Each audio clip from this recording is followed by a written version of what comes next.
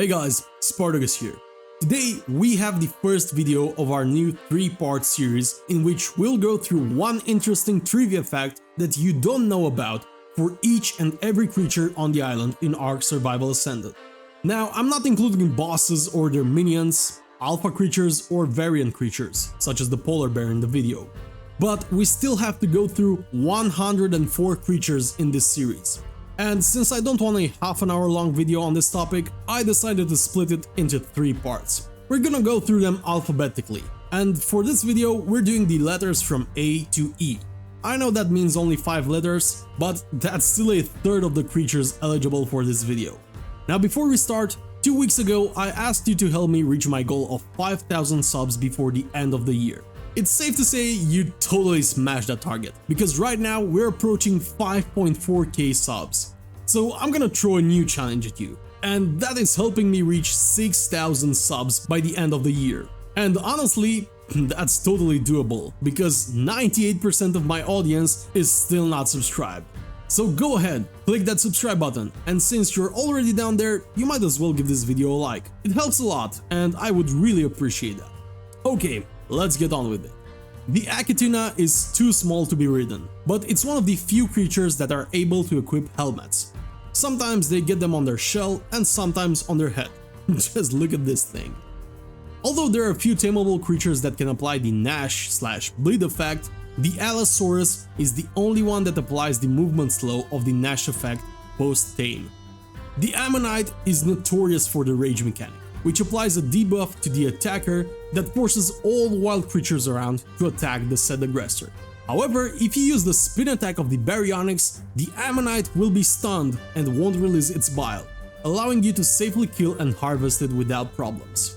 The Anglerfish is the pinnacle of efficiency. It's the best and only collector of silica pearls off the seafloor, and using the Anglerfish will give you 4 times more pearls than using your hands. The angler gel, in the meantime, is 8 times more potent than wood as a fuel source. The Ankylosaurus is one of the most versatile resource collectors in the game, being able to collect 16 different resources. However, despite being covered in spikes and osteoderms, the Anky has 0 natural damage resistance, which makes no sense if you ask me. The Aranio is one of the best taming buddies you can have in the game, since they have a venomous attack which deals 3 times more torpor than damage, ranged web attacks which slows down the target to 10% of their speed, basically offering you unlimited bolas, and they also allow you to use weapons off their back. The Archaeopteryx is the only creature that can gather sap on the island map. All you have to do is to leave the Archaeopteryx wandering around the redwood area. The Argentavis can carry up to 5 different passengers at the same time. 1 rider with his shoulder pad, 1 small animal in its beak, and 1 player in its claws with his shoulder pad. Unfortunately, you cannot hold small animals in your hands when you have a shoulder pad, and I totally forgot this when I said 7 in the initial video. But you can carry more players if they use grappling hooks.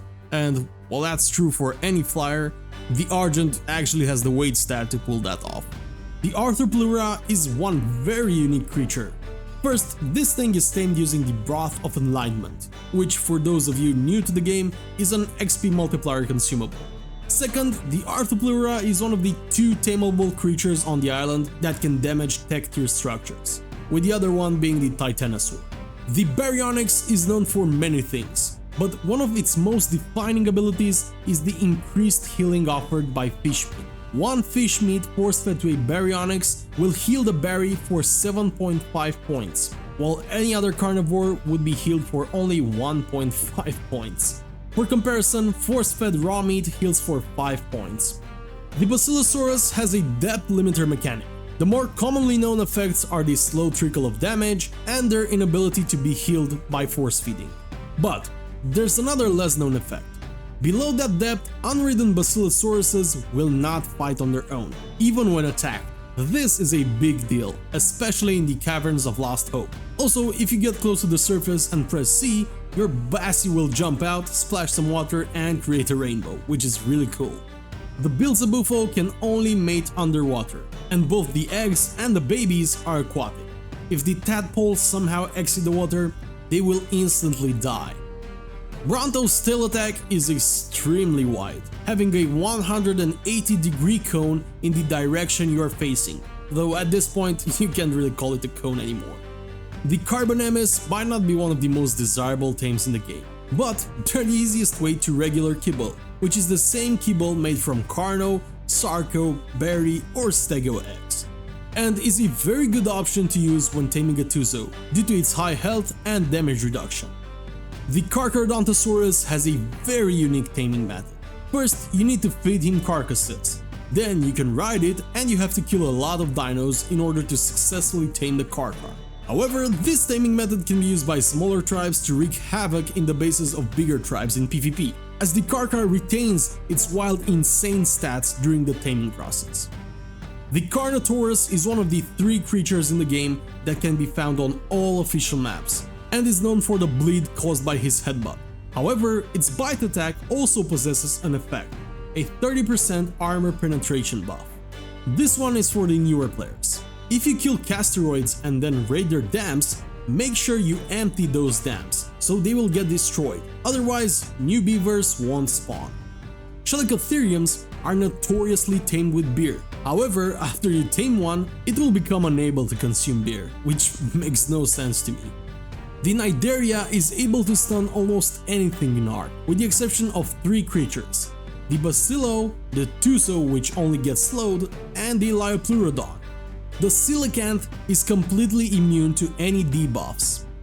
That's it, what did you expect? It's a dumb fish. The Compi, despite being super small and probably the worst shoulder pet in the game, lays eggs that are considered bigger than the Parasaur, allowing them to be used for better kibble. How does that work? I've got no idea. If you plan on using the Daedon, you will need a lot of food. However, the Daedon prefers its meat cooked. For example, the cooked meat restores 25 points of food, while raw meat does only 10. The Dilophosaurus is probably the earliest prime fish gatherer available to you in the game, and they're pretty decent at that. So if you somehow manage to knock out a berry before you get a sickle, use that. The Dimetrodon is known as the living AC unit in the game. However, this is quite the understatement. An AC unit provides 100 isolation points for both heat and cold in its immediate vicinity, while the Dimetrodon provides isolation based on its melee multiplier. For example, a 400% melee Dimetrodon provides 400 isolation for both heat and cold.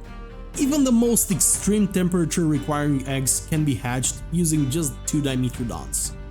The Dimorphodon is an incredibly useful shoulder pet, especially in PvP, since they will damage both a rider and its mount with its attacks. A flock of Dimorphodons can be lethal if your mount doesn't have good AoE attacks. The Diplocolus is often regarded as a useless creature, but this might surprise you, it's a very good silica pearl collector in the early to mid game. This is especially useful in Ascended, where it's harder to find silica pearls near the surface. First, they deal 10 times more damage to trilobites, which are a good silica pearl source in the early game. Second, they can be used early in the game as an oxygen tank to dive to those deep sea silica pearl caves, as they can sprint past most aquatic creatures without problems. The Diplodocus is the only creature in the game that can be tamed both passively and through knockout, and they're one of the best transport tames for both cargo and players due to its high weight, speed, and 11-seat saddle. The Dire Bear is an extremely valuable and versatile tame, but a lot of people don't know that they provide some thermic isolation to the rider, making them even better for tribes that live in the snow biome. The Direwolf's sniff ability is known for finding explorer nodes. However, it can also be used to find hidden creatures, such as buried Purlovias, which might be used by your opponents as defense mechanisms. The Dodo is the only creature in the game, outside of humans, that can get infected by swamp fever and mega rabies, and they can spread these diseases as well.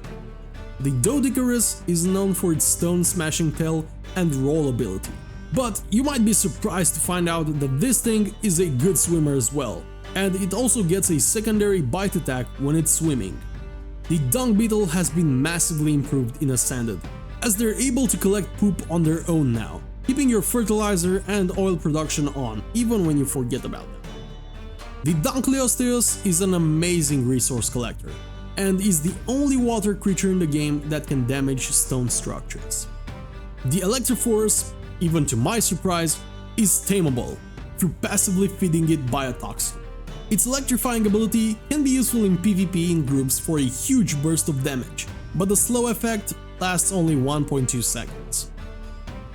The Equus Saddle acts as a mobile mortar and pestle, but it also allows you to craft the lasso. This can be used to tether smaller creatures such as the otter to you, allowing you to pull them to a safer place in order to tame them.